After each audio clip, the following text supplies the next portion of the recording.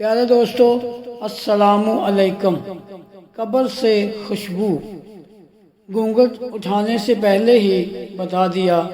शादी की पहली रात मैंने घूंघट उठाने से पहले अपनी पग उसके कदमों में रखते हुए साफ अल्फाज में बता दिया, मुझे माफ़ कर दो, मैं हक़ ज़ौजियत अदा करने से बिल्कुल कासिर हूँ। सिर्फ अपनी वालिदा और बहनों की खुशी की खातिर खुद गर्ज बन गया हूँ। उसने वो पग मेरे सर पर रखते हुए कहा, आप जैसे भी हैं मेरा सुहाग हैं, मेरा नसीब हैं, मुझे अब आपके साथ ही रहना है। उस दिन के बाद उस अल्लाह की बंदी ने मेरे साथ 30 साल गुजारे। मेरे घर वालों की हर बात बर्दाश्त की, बांझ होने के ताने भी सुने, मगर मेरा पर्दा रखा। कब्रिस्तान में कदम रखते ही एक महक ने इस्तकबाल किया। ये खुशबू उससे पहले कभी नहीं सूंघी थी और ना महसूस की थी। मैं हर जुमा को सुबह फजर की नमाज के बाद अपने वालिद साहब की कब्र पर जाता दवा मांगने के लिए और वहाँ से ही अपने ऑफिस चला जाता।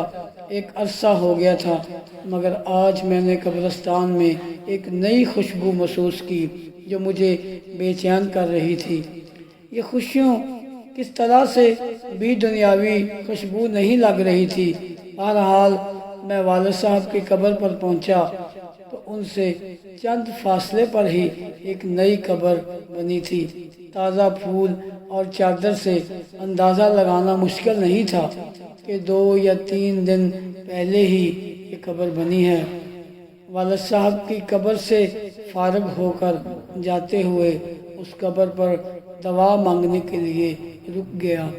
दवा के दौरान महसूस किया खुशबू इस कब्र से ही आ रही है। कन्फर्म करने के लिए कब्र की मिट्टी मुट्ठी में भरी तो एकदम ठठक गया। कब्र की मिट्टी ठंडी थी, जैसे नम हो, जबकि मिट्टी बिल्कुल खुश्क थी और कमाल हद तक ठंडी थी। बहरहाल मिट्टी को वहीं कब्र पर फेंक दिया और हाथ झाड़ने के बाद चल पड़ा।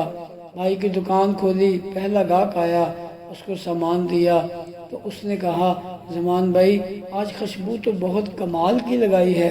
खुशबू? कौन सी खुशबू? उसने कहा, जमान भाई खुशबू आप लगाते हो और पूछते हमसे हो कौन सी खुशबू। बहुत भले मानस आदमी हो आप भी जमान भाई।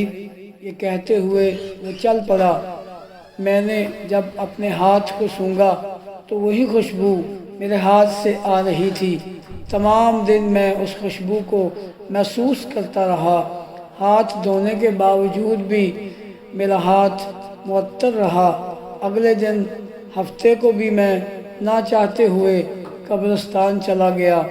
वालिद साहब की कब्र पर दुआ करने के बाद उस कब्र पर दुआ की किसकी कब्र है ये? कौन है जो इस कदर नेक है, जिसकी कब्र ठंडी और खुशबूदार है? ऐसा कौन सा अमल कर दिया कि इतना बड़ा इनाम पा लिया? इस बात ने मुझे बेचैन सा कर दिया। गोरकुन से इस कब्र के मतलब पूछा तो उसने बताया कि खातून की कब्र है। ये जानकर और भी हैरत हुई कि औरत को इस कदर शानदार मकाम कैसे मिला। अगले दिन इतवार था।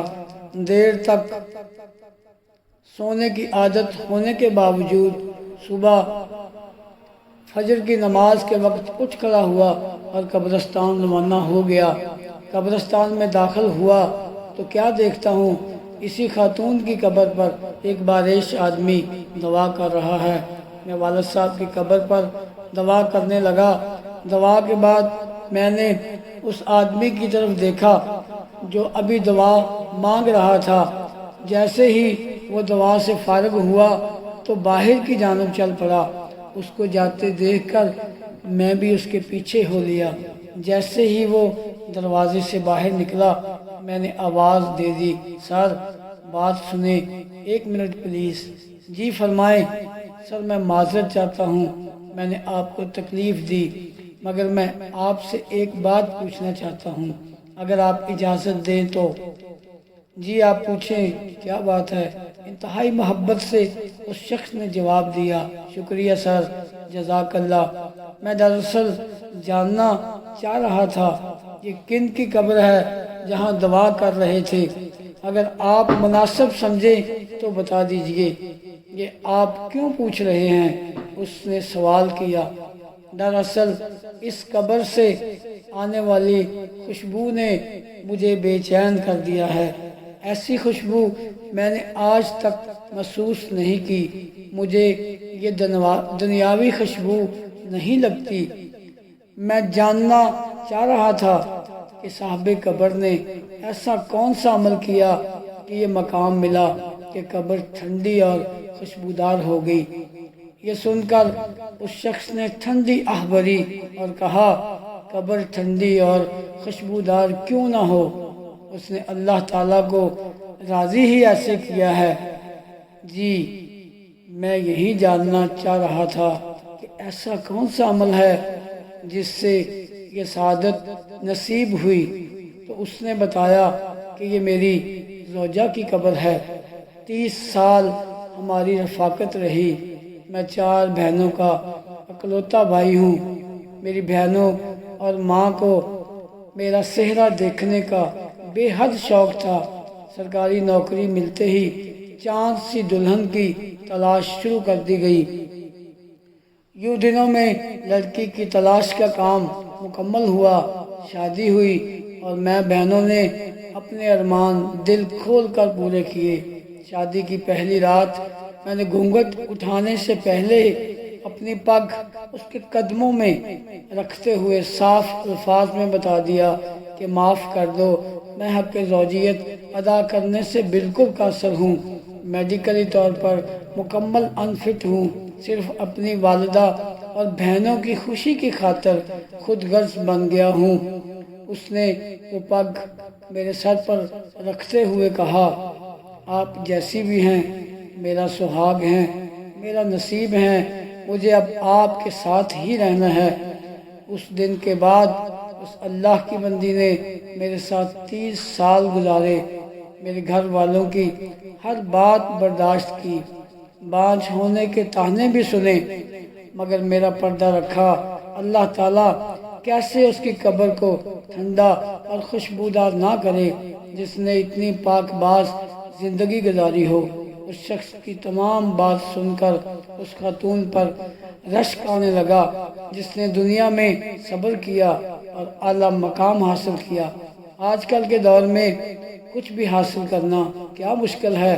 عورت مرد ذرا سے بیمار ہوں، حلال حرام کی تمیز کیے بغیر اپنی خواہشات کی تکمیل کے لیے کچھ بھی کر گزرتے ہیں۔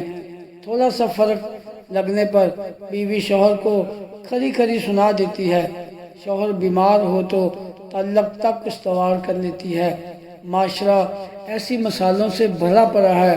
صبر کا دامن ہم نے چھوڑ دیا ہے، سارا کچھ صرف دنیا ہی میں لینا چاہتے ہیں، آخرت کی کوئی امید نہیں رکھتے۔ تو دوستو، یہ تھی ہماری آج کی خوبصورت کہانی۔ اگر پسند ہے تو لائک کر کے ہماری حوصلہ افزائی کر دیں، چینل کو سبسکرائب کر دیں اور بیل آئیکن کو پریس بھی کر دیں تاکہ ہماری ہر آنے والی نئی ویڈیو آپ سب سے پہلے دیکھ سکیں۔ اس کے ساتھ ہی ملتے ہیں اگلی ویڈیو میں، تب تک کے لیے اجازت، خدا حافظ۔